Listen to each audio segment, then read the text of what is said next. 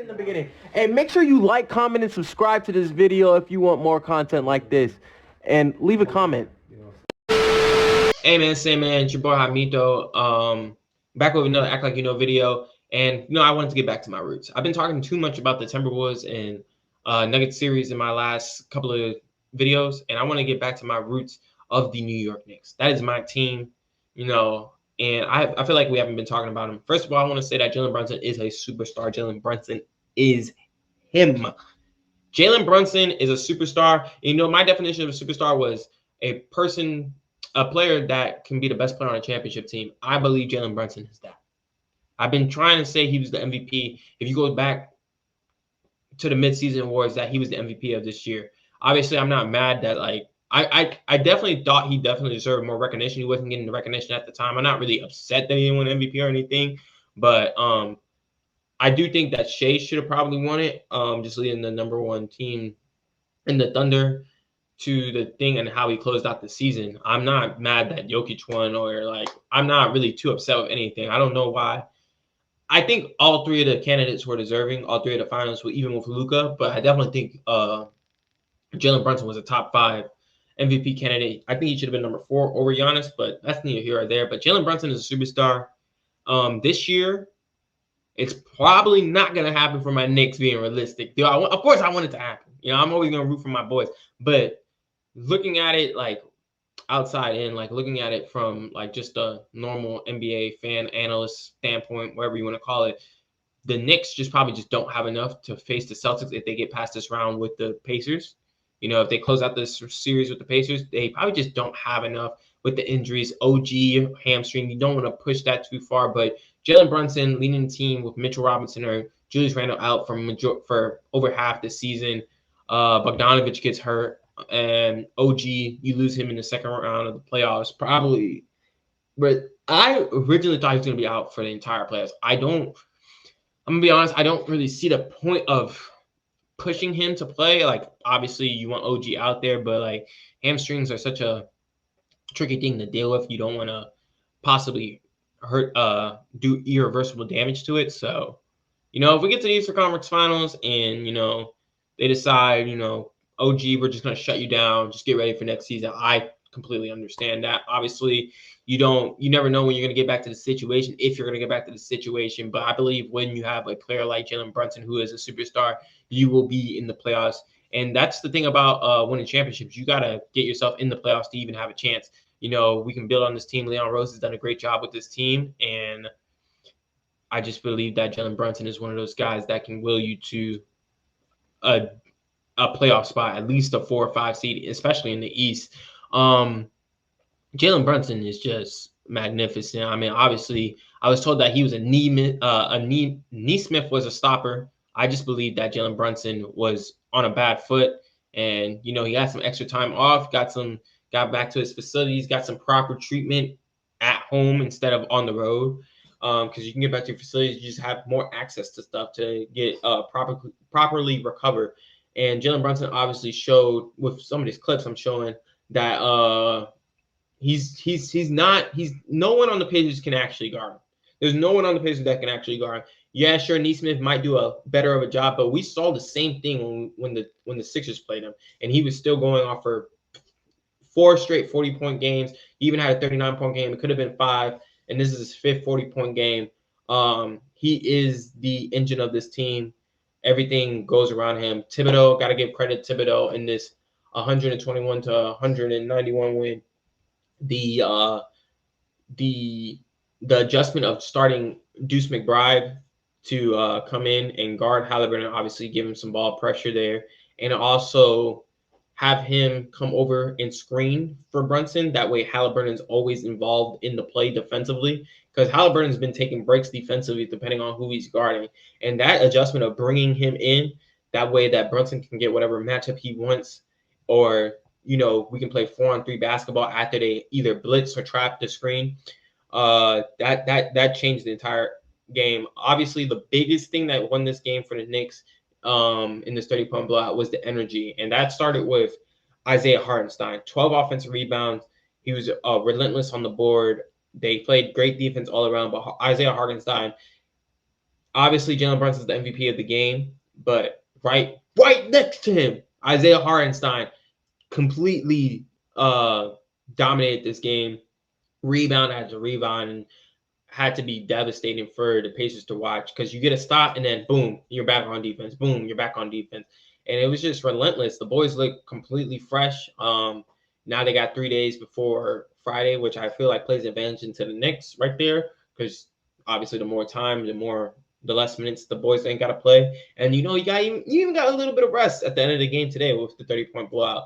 So I mean, we're gonna see. Obviously, the Pacers are gonna adjust to that.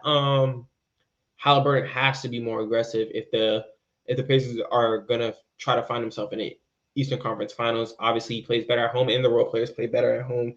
They'll definitely have more energy. Indy has been one of the top 3 places, I believe, in the playoffs, just with energy and giving their team energy during these playoffs.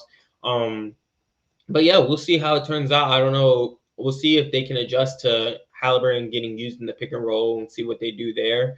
I don't know if necessarily blitzing or trapping Brunson every time. You just got to keep showing a superstar player different looks throughout the game. But yeah, I mean, Nimhart, I feel bad for him. He can't guard him. He's not even playing bad defense. He just literally can't guard Brunson. It's just unfortunate. It just be like a normal.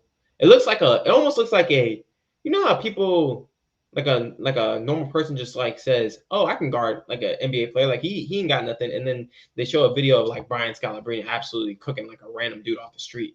Like that's what it feels like. It's just like he's in a hopeless feeling. And nothing is working right now for the Pacers in terms of Brunson. I feel like if his foot is ready to go, I don't think they can. There's no way they can stop him. I feel like also with McBride coming in, you can relieve some ball pressure, have him bring it up the court, and once you relieve the ball pressure for the Pacers, they just can't. They're not a good defensive team. They're gonna give up 115 points, and if they're not scoring, then the game is over. So kudos to the Knicks for slowing them down today. Halliburton's got to be better, and we'll see for Game 6. Moving on to the Nuggets versus Timberwolves, 112-97 victory. Obviously, you can say there's not much you can say about this game. Ant had a bad game, and Jokic completely dominated. Absolutely dominated. Didn't matter who was guarding him, and I don't care who was guarding him in the world. A lot of people like to make fun of Rudy Gobert, and I understand that. But Rudy Gobert coming into the game had held Jokic 11 of 28 against him as the primary defender. Today, Jokic, I think he scored, I think it was 8 of 9 today. I mean, he was hitting some incredible shots. You're talking about like the reverse hook with no angle off the top of the backboard, 7-4. You got a step back 3 at the end of the game to make it 92-106. He was unguardable. There was nothing he could do. No look behind the back passes. He was in his bag. And there was nothing they could do. I mean, it was inevitable. Aaron Gordon had another great game. Murray, he had a good floor game. I mean, he wasn't. It was really the Jokic show. And again, the Timberwolves bench got outplayed by the Nuggets bench. That cannot happen if the Nuggets.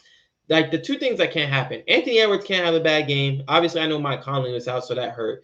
But Anthony Edwards cannot have a bad game. Karl-Anthony Towns can't get into foul trouble. Karl-Anthony Towns played well on the offensive end. He had to deal with a knee injury. Karl-Anthony Towns can't get in foul trouble. And the most important part besides that, the bench for the Minnesota Timberwolves, that is your advantage. That is your main advantage in the series. Cannot get outplayed by the Nuggets bench. That cannot happen. And looking at those factors, that's why the Nuggets won. Jokic was inevitable, unstoppable. That can happen sometimes.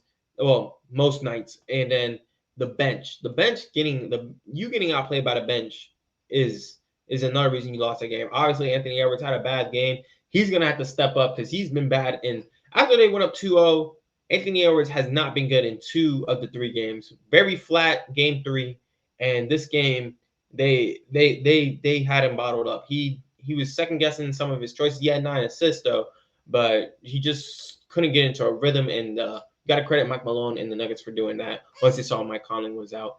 Anyways, that's all I got for today. Excited to see what the Mavs and Thunder do. I'm just gonna give my prediction for that. Obviously, Celtics versus Celtics versus Cavs. Donovan Mitchell out, so I expect the Celtics to close it out in 5 games. That was my prediction before. It's unfortunate that we didn't get Donovan Mitchell at full health and Jared Allen, even though I've been on the record being a Donovan Mitchell hater. You know, he's performed to a high level this playoffs. But it's unfortunate that we didn't get to see that game.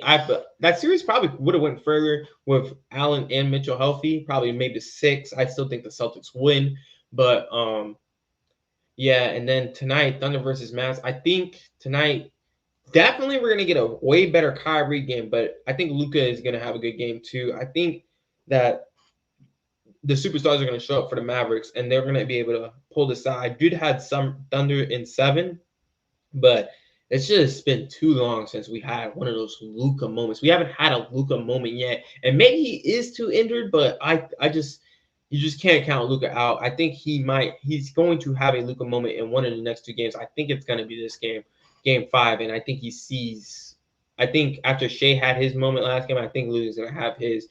I do think that the Thunder team is going to play better. Oh man, it's going to be a good game. I think the Mavs are going to win tonight. I do think the Thunder can still win in 7. I think they can win. They can go back into Dallas and win. And then in game 7, anything can happen. I think the young team can play. I'm still going to stick with my prediction, Thunder in 7, but I think the Mavs can do it. But if they don't, then game 4 is where they blew it. They should have won that game. And that's all I got today, man. Like, comment, subscribe.